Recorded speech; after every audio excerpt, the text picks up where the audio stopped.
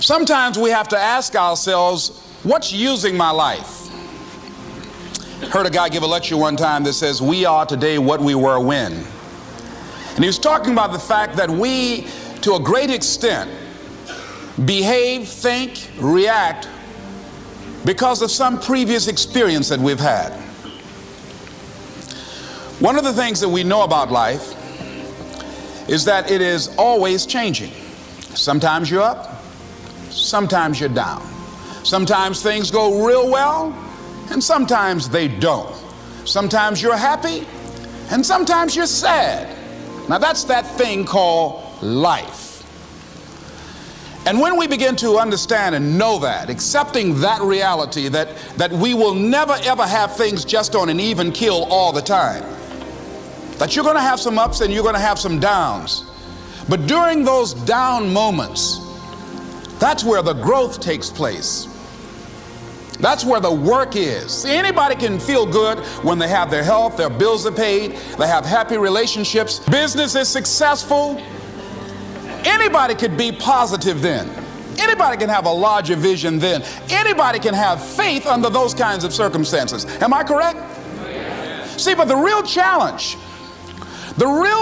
of growth, mentally, emotionally, and spiritually, comes when you get knocked down. Somebody said that adversity introduces a man to himself or a woman. How you handle it, that's where the growth takes place. When I was facing some challenges, I had a guy say something to me, and I suggest this is one of the first things that you want to do when you're facing a challenge. You want to get unstuck. Evaluate where you are. Look at it, assess yourself. Assess yourself and assess the situation. What brought you there? What role did you play? Earl Nightingale had a saying I like. He said, all of us are self-made, but only the successful will admit it. What has brought you to this point? What did you learn from it? Are you learning anything, or are you doing it over and over and over again? Somebody said that insanity is doing the same thing in the same way, expecting a different outcome. Are you going through it, or are you growing through it? Are you bigger and better because of it? Because it's not going to leave you until you grow through it. I was going through a major challenge in my life that was wearing me out, that was using me. You see, your mind is when you go into a service station to get gas, you don't go in there and just start pumping. When you push the lever up, it clears the previous bill. By the same token, if you want to begin to move, you've got to clear your mind of all the unnecessary luggage and baggage that's weighing us down.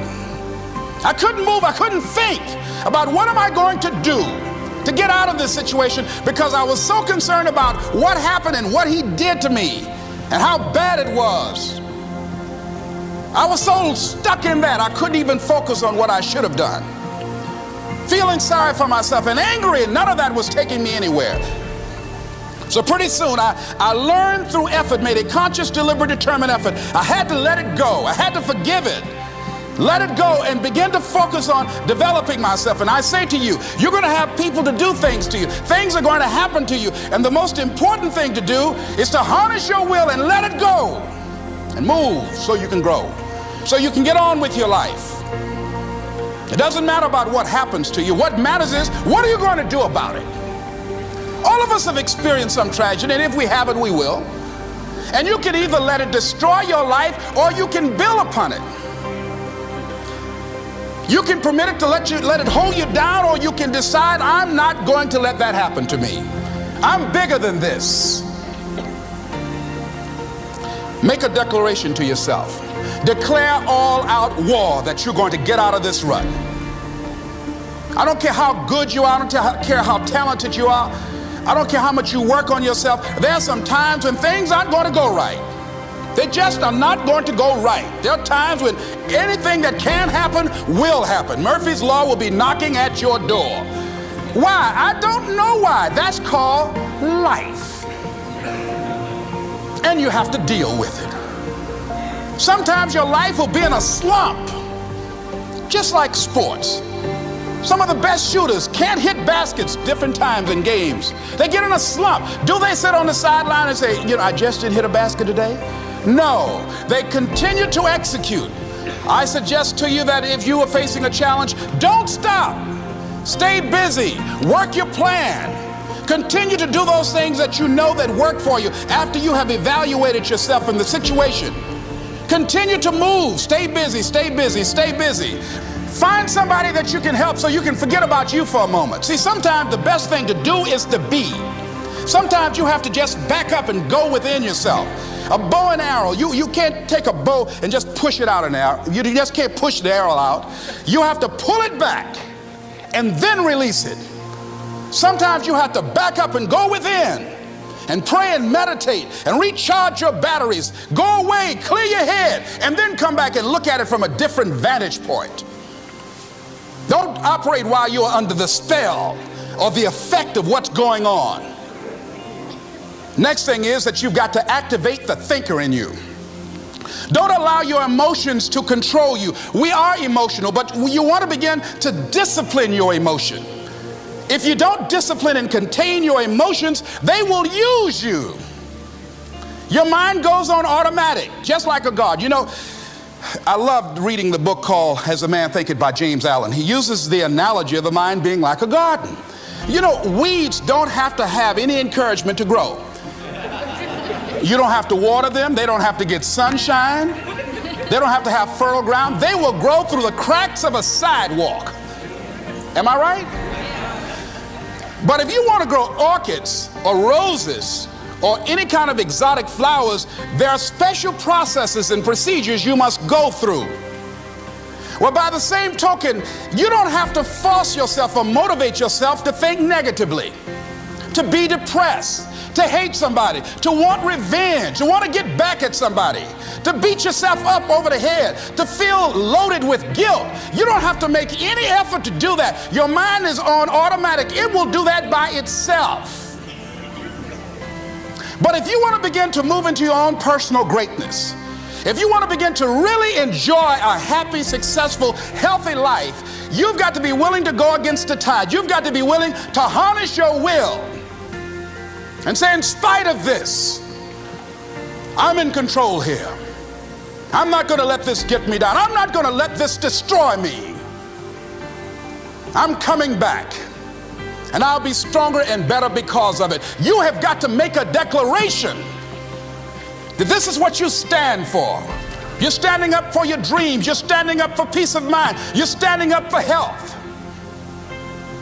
You want it, and you're going to go all out to have it. It's not going to be easy. When you want to change, it's not easy. If it were in fact easy, everybody would do it. But if you're serious, you'll go all out. So yes, I'm going to turn this situation around. I'm not going to sit back and moan and cry over what happened and what went wrong and who did what. I'm going to do something about this situation. The next thing that is important is that expect things to get better for you, because they are. See, life is cyclic. You're not, whatever experience you're having right now, it has not come to stay. It has come to pass. Not to stay, just to pass. It's just going through. The biggest challenge is to know what's happening. This is a part of this thing we call life. This too shall pass. And maintaining perspective, putting it in perspective. The other thing is, take full responsibility for your life. Accept where you are and the responsibility that you're going to take yourself where you want to go. Someone said we have two primary choices in life.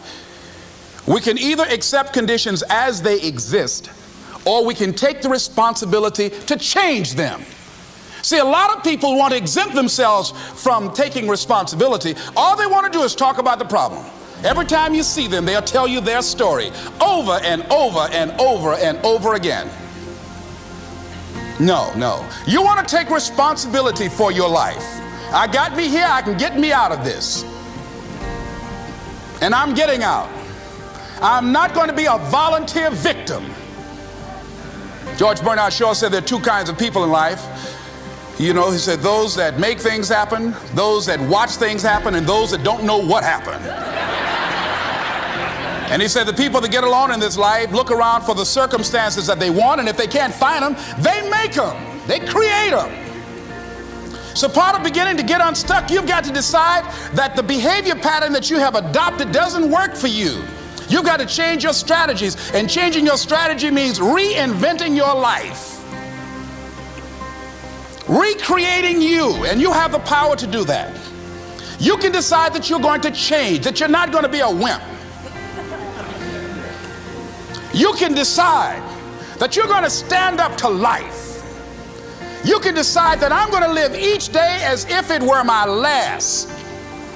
You have the power to make that decision.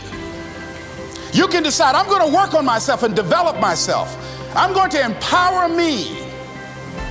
And all of these things that are happening to me right now, they're just temporary inconveniences. They're not stronger than I am. I'm in charge here.